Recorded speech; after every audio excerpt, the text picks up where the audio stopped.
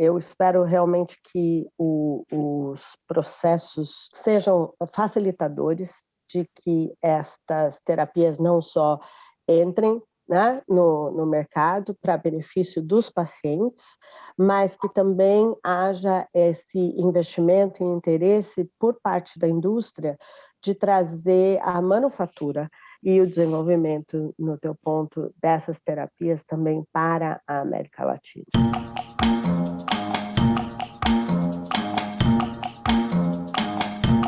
E sejam todos bem-vindos a mais um Conversa de Mercado da FC Pharma. E nessa semana nós estamos falando sobre terapia gênica. A convidada de hoje, para bater um papo aqui com a gente, é a Luciana Mansolelli, que ela é Head Manufacturing Science and Technology and Lean Transformation Lead na Novartis. Luciana, seja muito bem-vinda. Obrigada. Luciana, bom, tem uma série de perguntas aqui para você. Queria primeiro pegar a sua opinião, né? Uma visão geral aí. Quais são as perspectivas, na sua opinião, da terapia gênica? Eu acho que, em geral, a terapia gênica é a terapia do futuro. A terapia gênica e celular, alinhadas, elas trazem a habilidade de tratar o paciente individualmente, de tratar o paciente na questão mais fundamental, né, que é a questão da sua genética, né, que é tão individual a cada pessoa. Então, a habilidade de trazer a medicina personalizada e a terapia gênica são os dois grandes avanços do futuro da área farmacêutica, na minha opinião. E fala um pouquinho para a gente, o que é um vetor viral? O vetor viral é uma ferramenta bastante crítica na terapia genética e terapia celular, no sentido de que a gente utiliza esse vetor viral buscando um efeito específico em um tecido específico. Através da utilização do vetor viral, a gente está reengenheirando ou ensinando a célula a reproduzir com uma expressão, eu vou te dar o exemplo do Chimeric Antigen Receptor das células T, ou CAR-T, né, que é uma terapia bastante conhecida. Nesse caso, a gente utiliza o vetor viral, que é um lentivirus, e a gente utiliza esse lentivirus para ensinar as células a expressar esse Chimeric Antigen Receptor, então um receptor que vai ajudar essas células a diferenciarem, quando elas voltam ao paciente, a diferenciar o que é uma célula cancerígena versus o que é uma célula saudável, uma célula do próprio paciente. E quais são as principais características no processo de produção dos vetores virais? Desde a escolha, né, quando você está fazendo o desenvolvimento do processo de manufatura de um vetor viral, ele é bastante específico, no sentido de que você já tem um tecido-alvo ou características desse vetor viral, seja ele integrador ou não integrador, seja ele para uso in vivo, ou seja, você vai fazer injeção no paciente e a mágica acontece já nas células no paciente, ou você está falando de uma terapia na qual você retira as células, você ensina as células a reproduzirem com esse vetor, com o receptor, como eu comentei no exemplo do CAR-T, e você devolve essas células no paciente para que elas continuem reproduzindo com a expressão daquele antígeno, daquele receptor.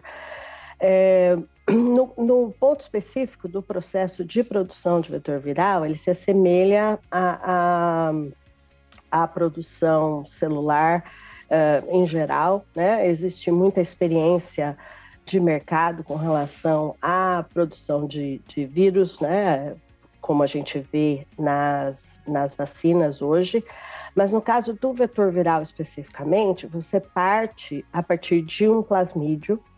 Esse plasmídio, então, é purificado e é obtido normalmente por fermentação.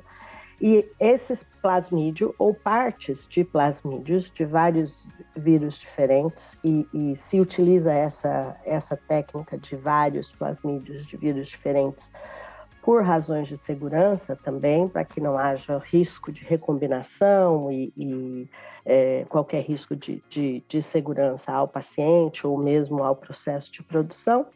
E a partir daí você vai fazer uma transfecção em uma linhagem celular conhecida ou até em um helper, um vírus associado, que vai carregar aquele plasmídio ou aquelas partes de plasmídio e será então o seu vetor viral, que vai ser utilizado na produção ou da terapia gênica ou da terapia celular. As mesmas dificuldades de manufatura ou características com relação à aderência celular, ao uso de frascos, ao uso de rollers, ao uso de single-use bioreactors, né, de bioreatores que são utilizados uma só vez, as preocupações com relação à automação, como que você controla o processo, fatores críticos como o pH, fatores críticos como a transferência de gases, todos esses são fatores que, da mesma forma que em outras manufaturas, como a de vacinas, são características do processo de produção dos vetores virais. Mas de uma maneira muito simplificada, né, você parte da manufatura dos plasmídios para a manufatura do vetor viral através da expansão de uma linhagem celular e aí a transfecção desses plasmídios na célula. Quais são os maiores, então, desafios na produção dos vetores? O desafio é scale up, né? Como você transforma isso em uma manufatura de escala. E obviamente, né, o custo dessa manufatura em escala é muito, não quero dizer que é fácil, mas é muito possível, né, no ambiente de laboratório, que você tenha autocontrole sobre aquela produção, né? Mesmo quando você está falando de células que são baseadas, de processos que são baseados em células aderentes, você ter o controle num bioreator ou num bottle pequeno, né, na escala de laboratório, não significa que você vai ter o mesmo rendimento, a mesma facilidade em uma escala industrial, né? Hoje existem muitas parcerias, muito já se desenvolveu com relação à produção de vetor viral, utilizando beds, né, bioreactors que são beds e que são intercambiáveis em tamanhos diferentes para produções diferentes. Os mesmos princípios, no entanto, de quality by design, conhecer os seus parâmetros críticos, conhecer a linhagem celular e o seu comportamento, conhecer quais são os fatores críticos de qualidade e de processos que precisam ser controlados desde o desenvolvimento, são, na verdade, o fator de sucesso para que você possa fazer essa manufatura em escala industrial. E, bom, quais são, então, as etapas críticas e o que afeta o teu fluxo de trabalho na produção? Várias etapas críticas. A produção dos plasmídios, com certeza, é uma etapa crítica, e obter uma matéria-prima de alta qualidade. A questão de esterilização do vetor viral, dado a sua aplicação na terapia gênica, terapia celular, você está falando de doenças raras, ou você está falando de aplicações em oncologia, nas quais você obviamente não pode contribuir negativamente, né, para o produto. É um produto considerado estéril e muitas vezes um produto que não tem fases de esterilização na sua manufatura. Logo, o material de entrada, o grau de pureza e esterilidade são extremamente críticos, né, no fluxo de trabalho. Um dos desafios, por mais interessante que pareça, é a questão de escala, é a questão de conhecer quando você vai fazer um scale up ou um scale out para a produção, e para cada um desses, as parcerias corretas, né? Você tem muitos fabricantes alinhados aí à indústria, fabricando bioreatores, sejam eles single use, sejam eles em aço inoxidável, como a gente conhece, o nível de automação que eles trazem, o nível de controle, e o quanto antes esse diálogo acontece entre a indústria e o fabricante de equipamento, é um fator crítico que afeta o fluxo de trabalho, né? Você falar de um vetor viral, um lentivirus aí, por exemplo, que é bastante utilizado na área de terapia gênica e celular ex vivo, ele, via de regra, utiliza, tem várias formas de manufatura, mas utiliza linhagens celulares que são bastante conhecidas. São linhagens celulares que são normalmente aderentes, então você precisa trabalhar com um meio apropriado para manter essas células em suspensão, nesse caso, né?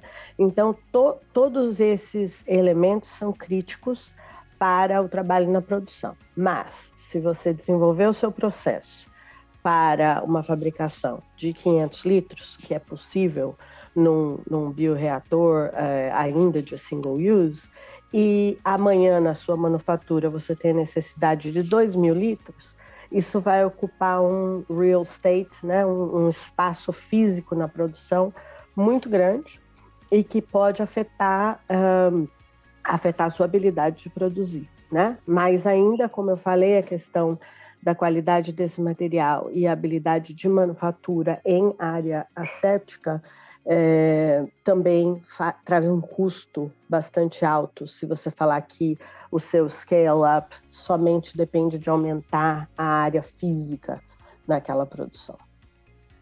Entendido.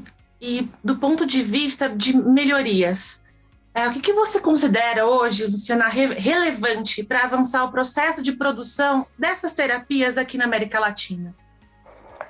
Eu acho que eu vejo com bastante otimismo, né, o fato de que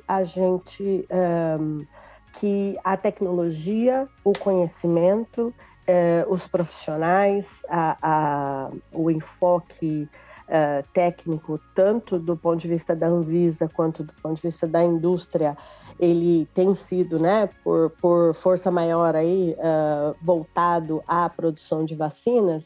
E existem tantas similaridades e oportunidades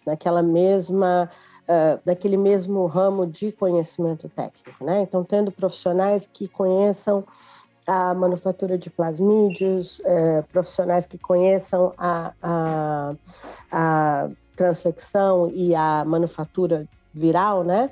Que é utilizada também nas vacinas, todos esses, vamos dizer, aspectos técnicos, eles são transferíveis, né, nesse conhecimento. E eu acho que seria bastante crítico para a evolução de terapia gênica e celular na América Latina que se começasse pela independência em produzir o vetor viral, né? De outra forma, a reflexão sempre seria da falta de independência, né?